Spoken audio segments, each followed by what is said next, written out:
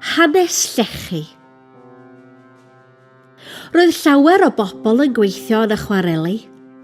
Roedd gan rai ohonyn nhw swyddi da, ac roedd gan rai eraill swyddi llawer gwaith. Y swyddi gorau oedd y swyddi rheoli. Doedd dim rhaid iddyn nhw fynd o dan y ddaear.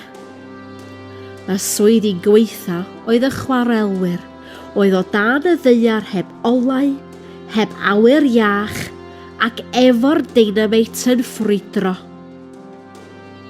Roedd y bechgyn fengach yn dechrau yn llwytho certi efo llechi. Ond roedd y bechgyn hŷn efo'i tadau o dan y ddaear. Roedd y rhan fwyaf o deuluoedd wedi colli o leia un person yn y chwarel. Efo llai o bobl yn defnyddio llechi ar eu tai ar ôl y rhyfel byd cyntaf, roedd llai o angen ar gyfer llechi Cymru, ac mi wnaeth rhai o'r chwareli gau.